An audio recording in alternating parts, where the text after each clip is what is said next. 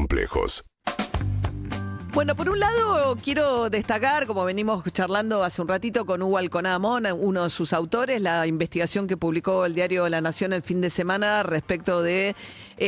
los manejos de la AFA con el dinero proveniente de los contratos de la selección campeona. A mí me parece que de todas las investigaciones que se han puesto sobre el tapete, de distinta índole, ya sea a través de lo que era el vínculo con Surfinanzas, de los distintos clubes, o el caso de la investigación respecto de quién es realmente la propiedad lujosísima de Pilar, que figura a nombre de dos presuntos testaferros que hoy van a estar declarando, me parece que de todo lo que se ha visto hasta ahora, que obviamente está muy en el momento en el cual hay una tensión entre el gobierno y el Chiquitapia, y entre el Grupo Clarín y el Chiquitapia, que aparentemente no va a renovarles lo que son los derechos de transmisión de lo único que quedaba pendiente, porque después de Fútbol para Todos, que lo tenía una empresa ligada al Grupo Clarín, después quedaba el fútbol del ascenso, y ese último vínculo comercial también se rompe a partir de esto, y se rompe evidentemente también, y uno lo ve en la extensa cobertura que le han dado a ciertas cuestiones vinculadas al Chiquitapia. Pero acá aparece algo que para mí no es que lo demás no sea relevante, pero esto es sustancial en términos de, ¿qué hizo la AFA con los negocios millonarios que se abrieron a partir de la selección campeona? Y antes también, porque además tiene a Messi, es una selección que ha sido tremendamente exitosa, en un momento en el cual en Argentina había muchísimas restricciones para operar con los dólares, que obligaba a la especificación de cualquier dinero que se trajera a la Argentina, mucho control de cambio. Entonces, todo ese periodo de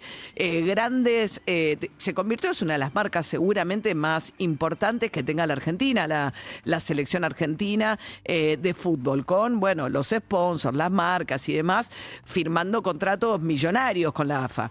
¿Qué hizo durante este periodo y cómo se manejó esos contratos que se firmaron en la AFA del 2021 para acá? Lo que descubrieron en este equipo de investigación del diario La Nación es que toda esa plata se manejó a través de una única compañía, Tour Prod Enter LLC, y acá aparece una figura muy ligada también al mundo de la política, como es Javier Faroni, por sus vínculos súper estrechos con Sergio Massa. De hecho, fue diputado del Frente Renovador, y también me parece que eso explica los vínculos y la cercanía de Sergio Massa con Tobillino, el tesorero de la AFA. Pero la cuestión es que esto es una novedad completamente de la cual no se tenía conocimiento. Sí se sabía que Faroni había creado, junto con el Chiquitapia, una empresa para que manejara el negocio de la venta de entradas de los partidos de la selección argentina, una tiquetera propia. En lugar de darle el negocio de la venta de entradas a una de las empresas que lo hacen por ahí para los recitales y demás, armó la suya propia, como aparentemente va a armar ahora su propia plataforma vinculada a la transmisión del fútbol del ascenso. A mí me parece que, la AFA, lo más deseable es que evidentemente que sea lo más eficiente posible en la recaudación de fondos, que deberían en última instancia enriquecer el fútbol local. O sea, yo le preguntaba recién a Hugo, si hubo desvíos de esta empresa de Faroni, que cobraba todo lo que Argentina y la selección argentina, todos los negocios de los partidos amistosos, y que además tenía que pagar algunos de sus gastos y demás. Si hubo un desvío de fondos, que esto es lo que se está investigando, esta empresa cobró 260 millones de dólares en 4 años. Ahora, si hubo un desvío de fondos, ¿quiénes serían eventualmente los damnificados que podrían reclamar? Porque la AFA no es una empresa pública, el Chiquitapia no es un funcionario público, manejan una sociedad civil, una sociedad como la AFA. Entonces dice que el damnificado en este caso serían los clubes. O sea, si es un momento de esplendor de la selección argentina, lo cual permite subir muchísimo la facturación y los ingresos de la selección argentina, los que debieran verse beneficiados en todo caso son los equipos de la liga, de las distintas ligas argentinas. Entonces, eventualmente, si hubo dinero que en lugar de venir a la Argentina se desvió, que es lo que ahora seguramente se va a investigar, a cuentas de sociedades en paraísos fiscales, algunas de las cuales aparecen bastante directamente ligadas a Tobillino, los damnificados en todo caso serían los clubes. Sería extraño que los clubes dijesen algo. Milei se comportó con mucha prudencia también, porque él dijo,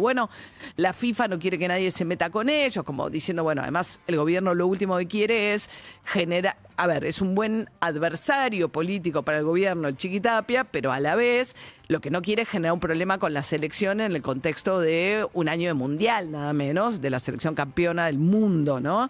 Recordemos que hasta que no se metió la justicia norteamericana, después de aquel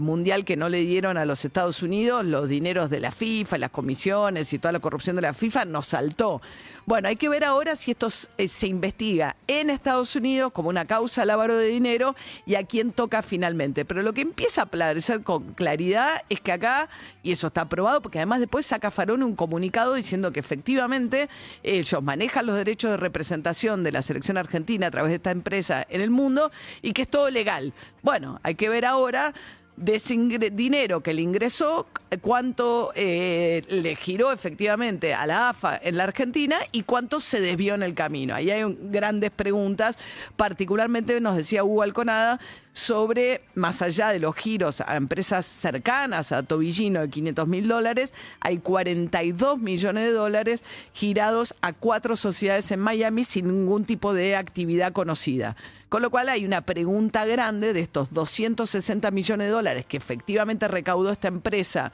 de la mano de los compromisos de la selección argentina. Debe haber tenido gastos vinculados a los viajes, las contrataciones de aviones y demás que se hacían también a través de esta empresa, pero aparece este desvío de $42 millones a sociedades que aparentemente no tienen vínculo alguno con actividades vinculadas a la selección o el mundo del fútbol en la Argentina.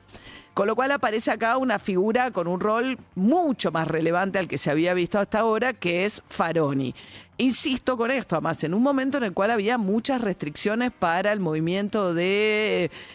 dólares en la Argentina, ya sea por la obligación de especificarlos en caso de que ingresaran a la Argentina, como la brecha cambiaria, el acceso a dólares y demás, con Sergio Massa, ministro de Economía, en el último tramo de Alberto Fernández. Eso por un lado. Por otro lado,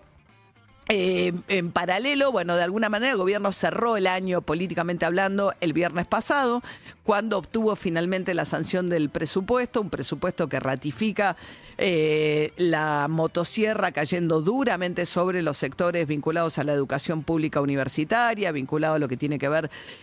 con la ciencia, y adicionalmente un gobierno que dice que va a insistir con derogar lo que no pudo derogar en este trámite parlamentario, que es la ley de emergencia en discapacidad, que tiene un rubro clave, que es la actualización automática de lo que tiene que ver con las prestaciones al sistema de salud para la gente con discapacidad. Entonces lo que dice es que si el gobierno no lo actualiza, se actualiza automáticamente cada 3 meses por los índices de precios al consumidor. Esto ni siquiera significa un gasto que cae exclusivamente sobre el Estado Nacional, porque muchos de estas personas con alguna discapacidad son personas afiliadas a obras sociales, a prepaga, con lo cual no es que el gobierno pagaría ese costo. Es realmente, sobre todo además cuando uno ve la cantidad de beneficios fiscales que hay contemplados en otros aspectos de las leyes que manda el Congreso y cómo resigna recaudación vía bajar impuestos a sectores por ahí de altos ingresos, y a la vez que está así empecinado en hacer un ajuste sobre discapacidad, universidad pública y lo que tiene que ver con la ciencia en la Argentina. Pero bueno, ese es el sesgo que tiene claramente este presupuesto, sumado al tema de lo que tiene que ver con la falta de giros en materia de obra pública a las provincias. Igual Milei tuvo un éxito extraordinario en el Senado, consiguieron un número muy amplio, más de 40 votos sobre 72 en el Senado para aprobar este presupuesto sin ninguna dificultad, logrando además que los gobernadores de provincias como San Juan, como Catamarca, Tucumán, rompan al peronismo y voten junto con el oficialismo acompañando estas leyes. ¿Esto por qué? En parte también porque forma parte de un acuerdo más grande. Las provincias que venían reclamando más obra pública, caso de la provincia de Santa Fe, bueno, siguen protestando por este presupuesto y consideran que Milei incumple con su palabra, sobre todo el mantenimiento de las rutas nacionales y demás. Pero hay otro grupo de provincias, que son estas que digo, que están muy pendientes de otra cosa que se va a aprobar durante el verano, seguramente en el Congreso, que es la modificación de la ley de glaciares. La modificación de la ley de glaciares tiene que ver con habilitar la actividad, sobre todo me parece que es minería vinculada al cobre en la cordillera, en zonas que hoy están protegidas por la ley de glaciares, que son los periglaciares. De la mano de esto, el gobierno en realidad ya empezaron algunas provincias, caso de Mendoza, a levantar restricciones que había para para poner en marcha proyectos de extracción de cobre en esas provincias, pero adicionalmente, si esto se concreta y levantan la ley, la protección a los periglaciares, el gobierno está evaluando la posibilidad de alargar el RIGI, que es el régimen de incentivo a las grandes inversiones, que es un régimen especial, dentro del cual tienen muchísimos beneficios impositivos las empresas que se anoten en este régimen. Lo que evalúan es que si sale la ley de la modificación a la ley de glaciares, que acota la protección y permite la explotación minera, sobre todo en la cordillera, postergar o prorrogar por un año el RIGI de manera tal de permitir que entren nuevos proyectos, sobre todo ligados al cobre. Milei tiene la idea de alentar mucho el cobre, que es uno de los lugares en los cuales se espera sacar dólares en los años venideros, ¿no? En esta segunda parte de su mandato, a partir de eso y con lo que se aprobó también en el Congreso, que ahora vamos a entrar en detalle, así que no voy a entrar ahora mismo en detalle, porque vamos a hablar con un contador. Me interesa ser lo más precisa posible con esto, que es que finalmente se aprobó también la ley vinculada a lo que el gobierno llama sacar los dólares del colchón, y que llamó la ley de presunción de inocencia fiscal, que es una modificación al régimen tributario que abre como una nueva categoría dentro de ARCA para aquellos que quieran sacar dólares del colchón con un tope, sin tener necesidad de decir de dónde viene ese dinero. Con una limitación, o sea, aquellos que hagan esto salen del régimen del monotributo, en caso de que hoy sean monotributistas, y entran a un régimen simplificado de ganancias, que significa entrar en el régimen de responsables inscriptos de autónomos, que es más complejo, y paga más ganancias, además eventualmente sobre los ingresos futuros que lo que es el régimen de monotributo. Pero en eso vamos a entrar enseguida en el detalle de qué es lo que se aprobó, en esto que el gobierno consideró de alguna manera el cierre político del año, con la presencia de Diego Santilli, al lado de Lule Menem, volvieron los Menem con todo, como balance del año también, sentado ahí en el balcón del Senado, viendo la sanción de la ley. Milei tiene el presupuesto y ahora tiene también esta nueva ley, cuyas implicancias en términos de las posibilidades que abre para los contribuyentes los vamos a charlar en unos minutos.